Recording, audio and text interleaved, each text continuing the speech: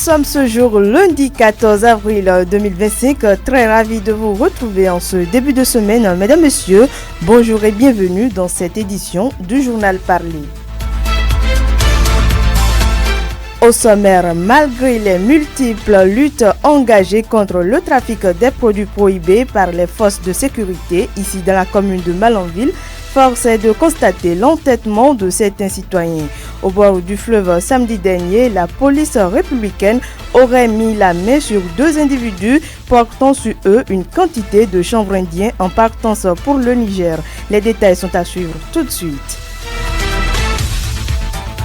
Autre information, et nous sommes au plan local en fin de semaine écoulée. Il s'est déroulé à la mairie de Malanville une séance d'information et de sensibilisation des acteurs sur le programme d'appui aux initiatives dans le secteur de l'élevage et à la cohésion sociale. C'était en présence de plusieurs élus communaux. Vous aurez plus de précisions dans les minutes à suivre. Et nous remontons au plan national cette fois-ci. La campagne agricole 2025-2026 a été officiellement lancée en présence des acteurs par le ministre de l'Agriculture, de l'Élevage et de la Pêche Gaston Kossi-Dossouri en fin de semaine dernière. Plusieurs étapes ont marqué cette cérémonie. Restez des nôtres pour en savoir davantage. D'autres actualités vont également meubler cette édition du journal Parlé, accompagnée de la page Inter avec Zulkifilou Lona, ainsi que la revue de presse puis la chronique en fin d'édition. Sota Midi Magazine, le point de l'actualité de la journée sur ta radio. Sota FM, c'est maintenant et tout de suite. De nouveau, bonjour. Lutte contre le trafic des produits prohibés. La police républicaine vient de mettre la main sur une importante quantité de chanvre indien en partance pour le Niger depuis le Ghana via le Togo. Plus de 300 plaquettes de chanvre indien emballées dans des sacs ont été arraisonnées à l'embacadère de Tungaleda, ici à Malanville. Selon nos informations, dans la journée du samedi 12 avril 2025, les éléments du commissariat frontalier de Malanville ont surpris 2 individus au bord du fleuve pendant qu'ils tentaient de faire passer ces produits à l'aide d'une barque. L'un des trafiquants aurait pris la fuite et l'autre interpellé. Ce dernier, selon une source digne de foi, est confié à la justice et sera présenté devant la criette les jours à venir. Nos recoupements révèlent que la personne arrêtée est un jeune lutteur très reconnu ici dans la commune de Malanville. Il faut préciser que le démantèlement de ce trafic de plus de 350 kg du chanvre indien est le fruit d'une vaste opération enclenchée par le commissaire du poste frontalier contre la sortie frauduleuse des produits vivriers. Affaire à suivre.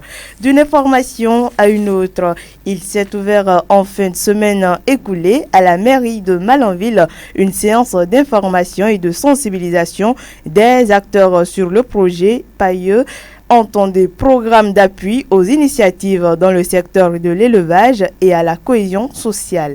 Objectif, réaliser la cartographie des campements des occupants du territoire et identifier 5 nouveaux modules GAKC dans 5 communes de la zone d'intervention du programme. C'était en présence des élus communaux, les chefs d'arrondissement, les membres de la mission et du maire Gado Guidami. Fidèle Agbangba, chef de la délégation, pour plus d'explications.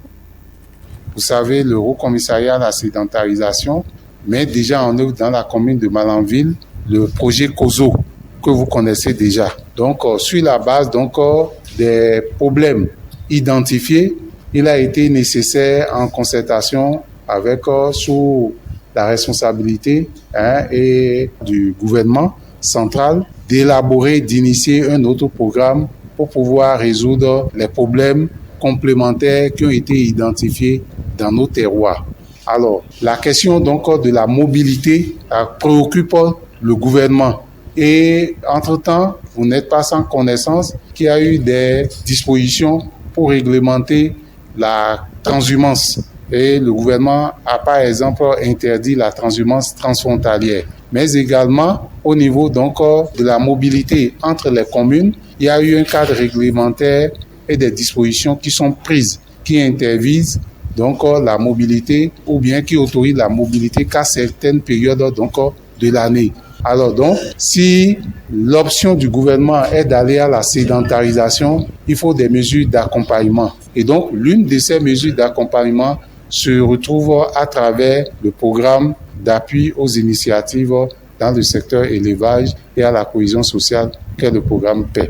Présent à cette séance, l'autorité communale, dans son adresse, a salué les porteurs du dit projet qui apporteront un de plus pour la commune de Malanville. Guidami Gado, qu'on écoute.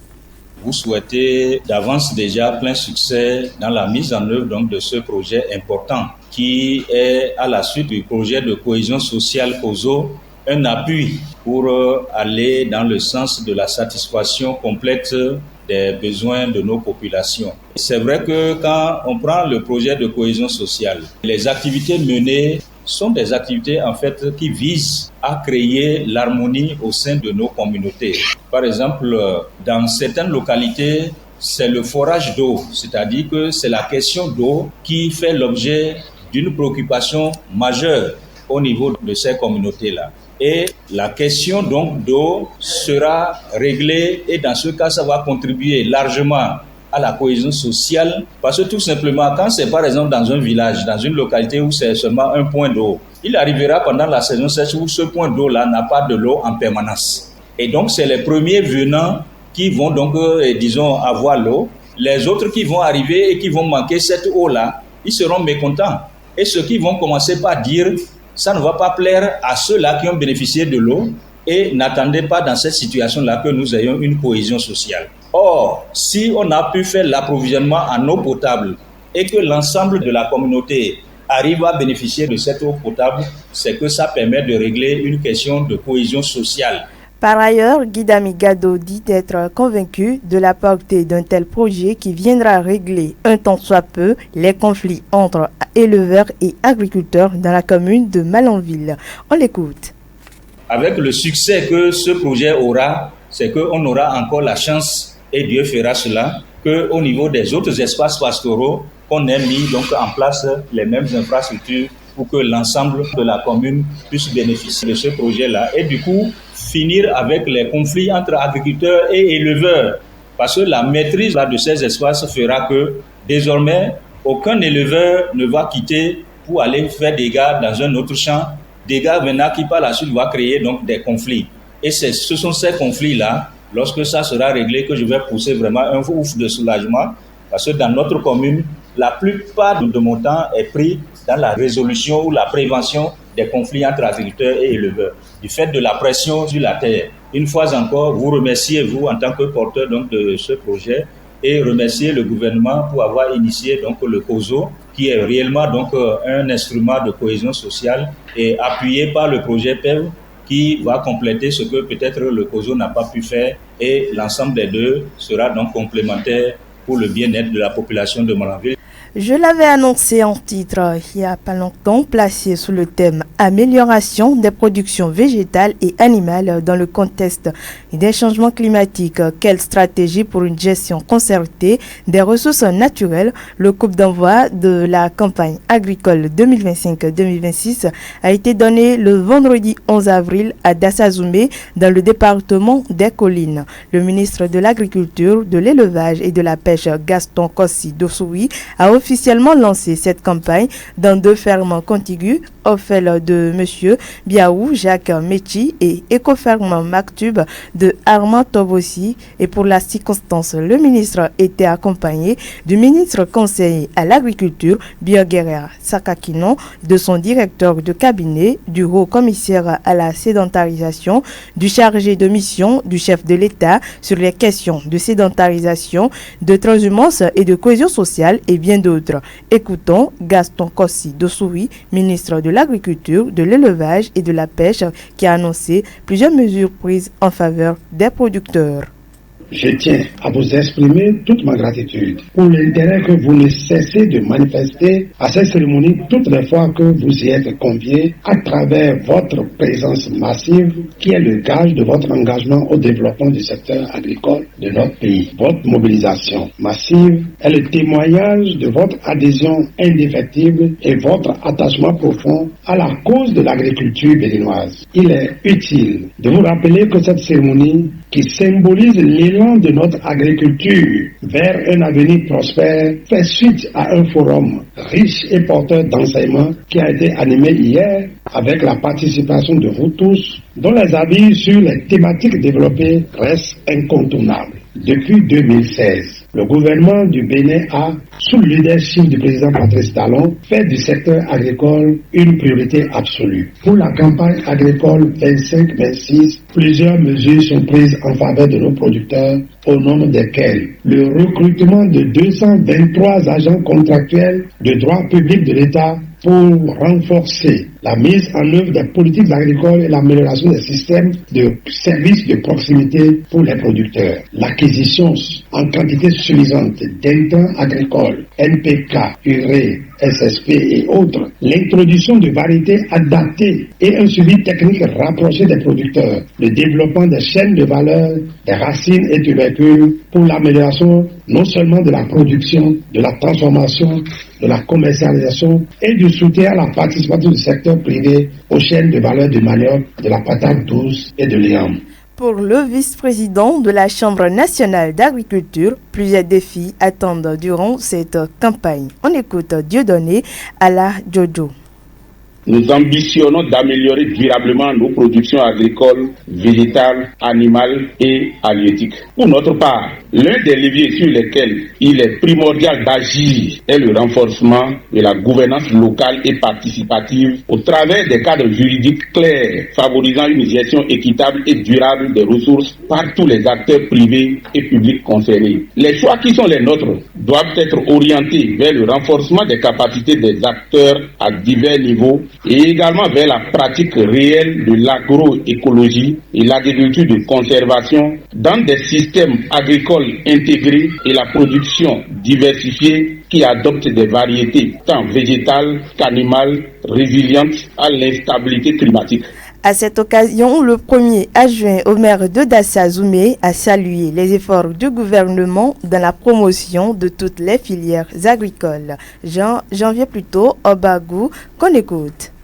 Votre présence nombreuse et diversifiée témoigne de l'importance que chacun de nous accorde aux enjeux agricoles, alimentaires, environnementaux et climatiques de notre époque. La commune de Dassa-Zoumé, forte de ses potentialités agricoles et de la détermination des acteurs, est heureuse d'abriter cette importante rencontre. Nous espérons que les échanges qui en découleront permettront de faire émerger des stratégies concrètes, réalistes et inclusives, capables de renforcer la résilience de nos systèmes agricoles face aux défis climatiques. Je souhaite une campagne agricole 2025-2026 placée sous le signe de la coopération, de la performance et de la durabilité. Mesdames, Messieurs, nous prenons une courte pause avant de poursuivre cette édition du Journal Parlé. Sota Info Midi, le point de l'actualité sur ta radio. Dans cette édition, la rédaction de Sota FM s'est intéressée à un marché de vente des animaux aquatiques. Le marché de poissons de Malanville est un lieu d'échange entre les populations locales et celles de la sous-région. Pour tout comprendre sur la disponibilité du poisson dans ce marché, suivez ce reportage que nous proposent Lucrèce Okuido et Zokifilou Lona.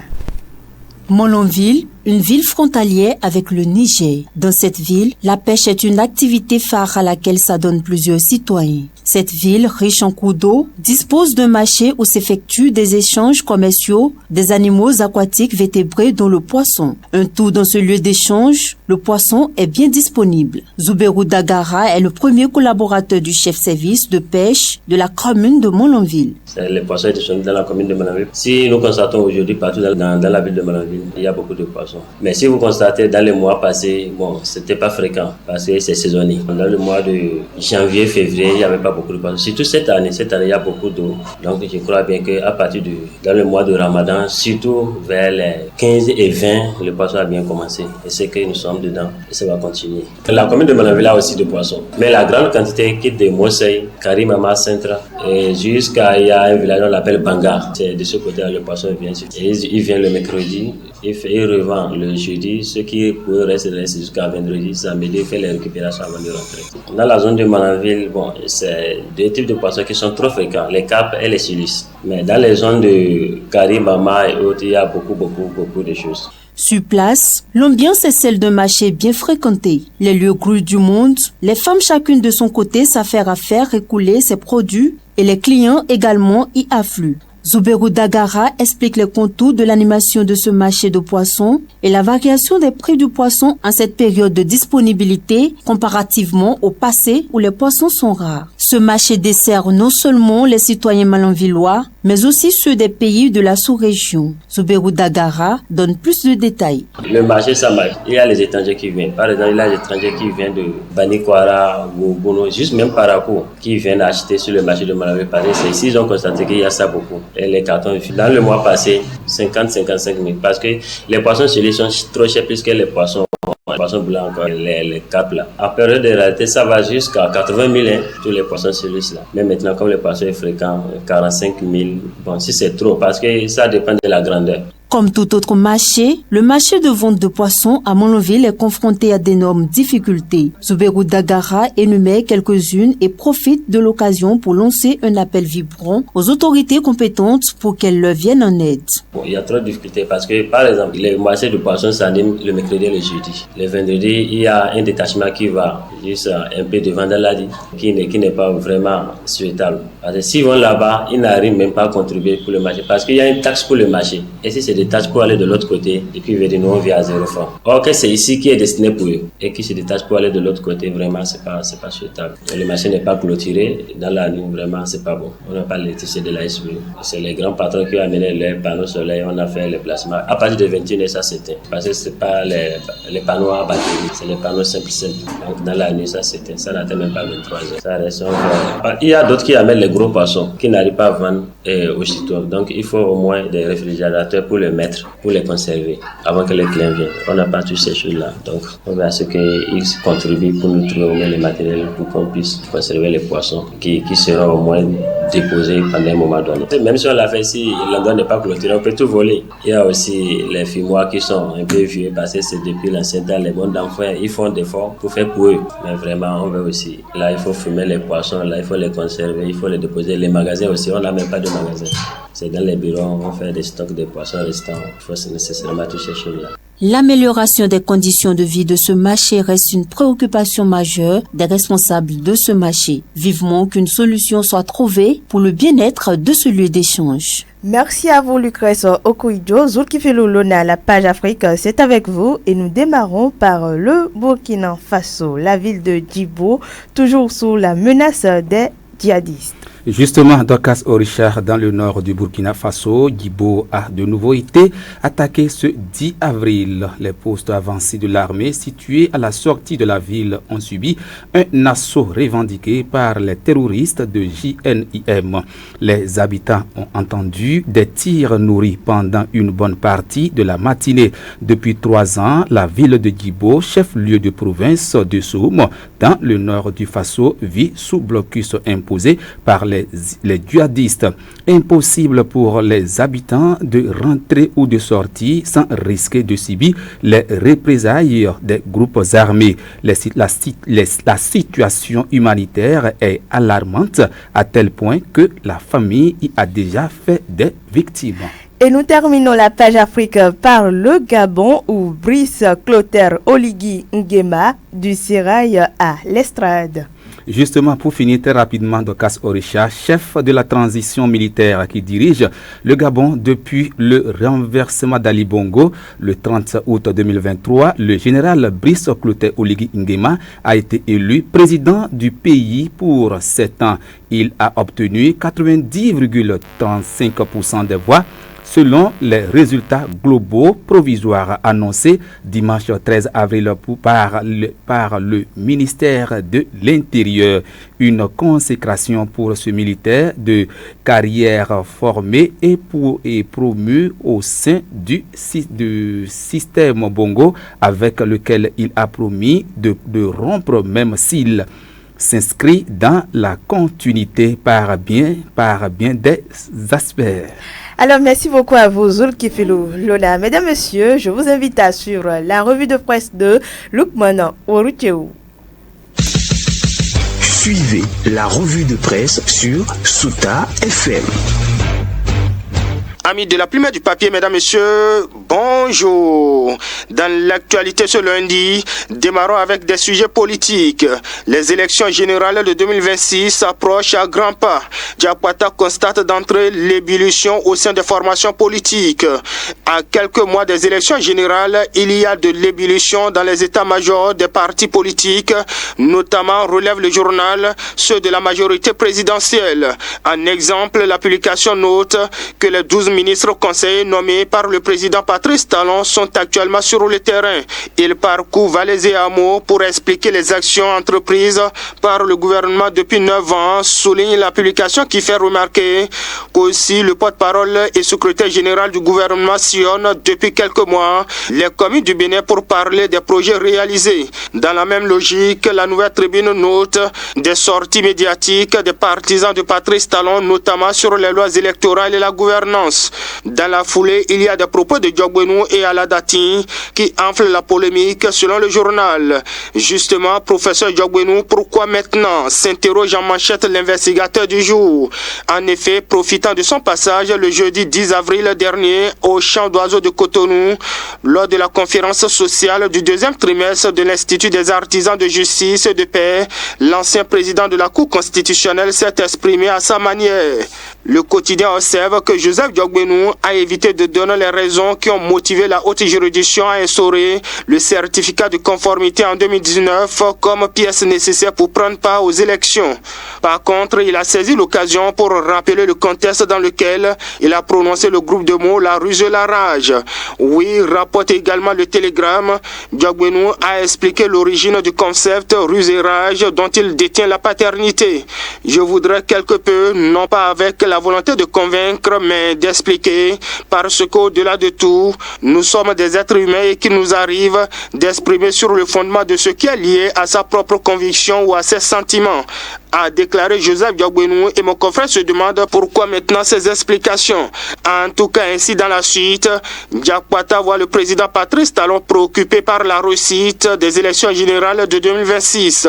La preuve, relève l'informateur, Talon implique toutes les couches de la société dans l'organisation des élections générales de 2026. Pour l'heure, s'agissant de la présidentielle, Dynamise Info constate qu'il n'y a toujours pas d'affirmation sérieuse de candidature à un an du premier tour. Une situation presque inédite d'après le journal pour lequel les meetings politiques devront être organisés autour des figures à mettre en compétition, et ceci pour le nécessaire auprès des potentiels électeurs, souligne Dynamise Info. Pendant ce temps, dans le reste, la boussole reprend la réaction de Rachidi Gbadamassi suite à la sortie médiatique de Kandida Zanaï. Le président du parti Restaurer l'Espoir a eu des attaques infondées selon le journal contre Patrice Talon. Et Gbadamassi, d'après le Canard, est persuadé que Kandida Zanaï vire à la folie politique. Et encore dubitatif, le Soleil Bénin Info se demande si Rachidi Gbadamassi aura le courage de répondre à Kandida Zanaï. Sans commentaire dans les dernières secondes, Matin Libre note une multiplication des descentes de Soglo sur les chantiers de la rupture avec micro et caméra. Sans aucun engagement politique ni devoir de redevabilité, ces sorties bien cuisinées de l'ancien président Nicéphore Soglo semblent pourtant entretenir une totale confusion dans les esprits des Béninois quant au combat politique de l'homme. Voilà, mesdames, messieurs, ainsi va l'essentiel de l'actualité tel que traité par les publications ce lundi. Fin de cette revue. Merci de m'avoir suivi. À demain. C'était la revue de presse sur Souta FM.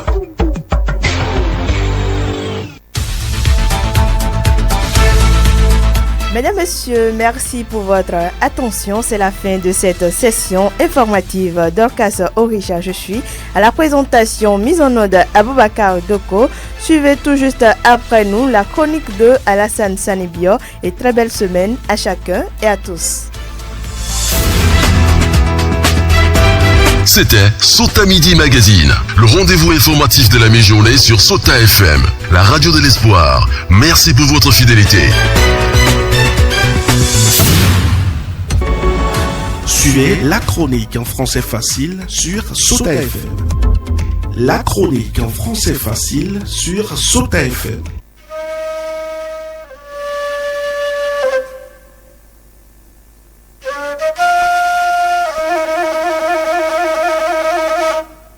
Le peuple, un observateur hagard du spectacle politique actuel. Le silence assourdissant de la course vers 2026 est un élément nouveau dans la culture politique béninoise. Le peuple, contraint à se forger cette tradition, est perdu dans le désert de toutes les interprétations et supputations. Parce que les politiques ont fait l'option d'esclavagiser la psychologie de ce peuple torturé par le silence de l'heure. Ni la mouvance, ni l'opposition, aucune de ces obédiences ne veut communier en toute franchise avec le peuple roi. Le flou est toujours entretenu sur leur probable candidat, alors qu'il est censé être informé. Malheureusement, les politiques continuent de s'arroger la place de ce peuple parce qu'ils se disent détenteurs du monopole de décision. Alors qu'en politique et dans une démocratie fonctionnelle, le peuple est roi et restera roi. Ce que ces politiques savent mais refusent de le savoir. Ils envahissent des contrées et hameaux pour aller dire aux rois que ce sont eux qui sont rois. Et donc qu'ils diront la vérité en temps voulu, oubliant que le peuple roi est une mine de connaissances et de sagesse. Il t'accueille tel que tu es venu et te laisse partir en paix. Il sait qu'il est un visionnaire avéré. Il déniche ton intention à partir du pas que tu poses devant sa concession. Inutile de faire des cachotteries à la singerie. Il est le plus averti. Il y a des leaders politiques qui en sont conscients. Beaucoup ignorent encore cette réalité. Ils vegettent toujours dans des discours et pratiques révolus, ce qui organise proprement leur échec. D'autres en ont été victimes et l'ont appris à leurs dépens. C'est une erreur monumentale, à la limite un crime, de mettre le peuple à côté, totalement hors des enjeux de 2026 alors qu'on y approche à grands pas. Un tournant aussi décisif. Le jeu se joue seulement entre politiques. Le peuple otage ne dit rien.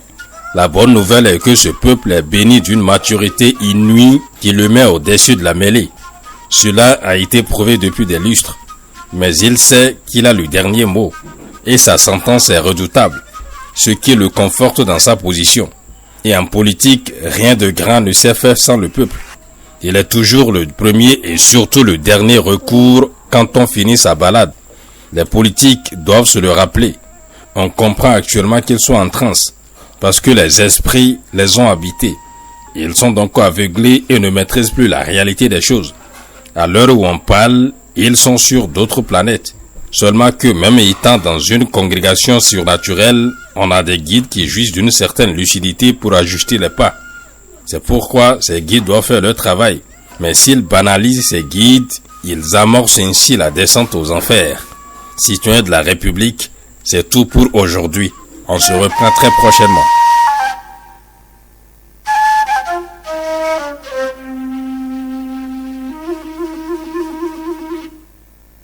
C'était la chronique en français facile sur Sota FM.